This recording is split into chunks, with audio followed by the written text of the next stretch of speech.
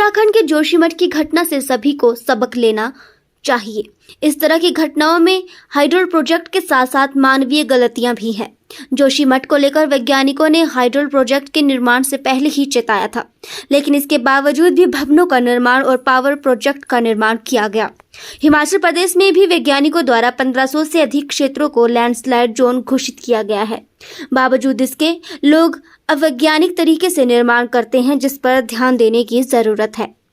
जोशीमठ की जो घटना है वाकई एक आई ओपनर भी है और बहुत सारी बातें इसमें आ रही हैं और सारा जो है अलग अलग जो है इसमें रीजंस है जिस कारण आज जोशीमठ जो है इस स्टेज पे पहुंचा है।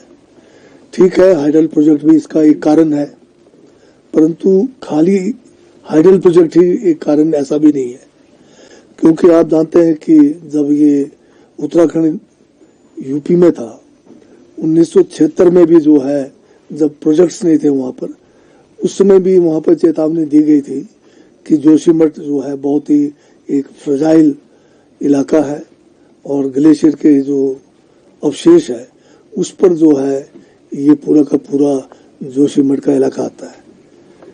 उसके बावजूद जो है वहां पर प्रोजेक्ट बने और आप जानते हैं कि प्रोजेक्टों में ज्यादातर हिमाचल प्रदेश में भी हो चाहे उत्तराखंड में भी हो, जो प्रोजेक्टों को जो टनलिंग का काम है वो जो है हम सस्ते के चक्कर में गए हैं।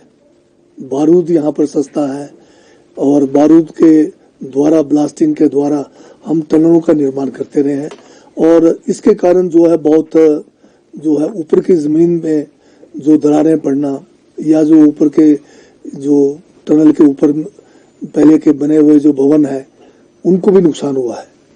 और जब मैं पहली बार एमएलए बना था 1995 में, तो हमारा नतपा जाखड़ी प्रोजेक्ट जो है ये आखिरी स्टेज पर था।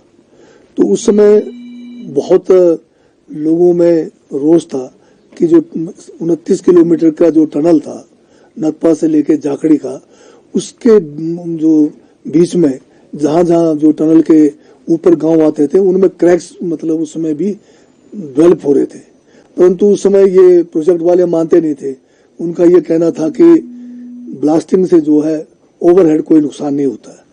तो शायद हमने पहली बार जो है वहां पर एक साइंटिफिक सर्वे कराया कि ऊपर जो है टनल के जो ऊपर के जो कहीं भवन है या कोई अन्य जो हमारी प्रॉपर्टी उसको कोई नुकसान होता है नहीं होता है। तो कंपनी ने उस समय एनजेपीसी ने जो है एक कोई बेंगलोर की कोई कंपनी को एंगेज किया था उसको स्टडी करने के लिए, और उनका रिपोर्ट जो है तकरीबन नेगेटिव आ रहा था कि कुछ नहीं होता है। हम उस समय इस बात को हमने नहीं माना, हमने दोबारा से वही कंपनी जो इसका रिपोर्ट दे रही थी उनको बुलाया और टनल के नीचे जो है अंदर जितना बारूद डालते थे एक एक होल में ब्लास्टिंग के लिए पूरा डालने भेजा, अपने लोग भी रखे और ऊपर जो सिस्मोग्राफ लगाए थे वहां भी अपने लोग रखे। तो उसमें जो है जब ब्लास्टिंग किया तो ऊपर सिस्मोग्राफ का जो है सुइयां घूमने लगी, तो उससे इन्होंने माना कि भाई ऊपर जो है टनलिंग करने से जो है नुकसान होता है। और पहली बार जो है इस प्रोजेक्ट में कोई 3.5 करोड़ के करीब लोगों को मुआवजा जो है छोटे छोटे क्रैक्स थे जो मकानों के थे या जो दरारें पड़े थे उसका मिला है।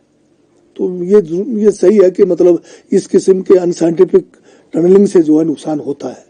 हम तो उसी जमाने से कह रहे हैं कि प्रोजेक्ट जो बड़ा प्रोजेक्ट है जिसमें ज्यादा लंबा टनल का अगर काम होना है उसको टीवीएम के माध्यम से किया जाए। टीवीएम बड़ा सेफ वो साइंटिफिक तरीका है। आज हमारे जितने भी मेट्रो में रेलवेज का काम हो रहा है, मेट्रो रेल्स बन रहे हैं, ऊपर जो है आपके बहुत जो है मल्टी स्टोरी बिल्डिंग्स है, स्काईस्क्रेपर्स है, उसके नीचे से भी सुगमता से जो है टनल बन रहा है और कोई नुकसान नहीं हो रहा है।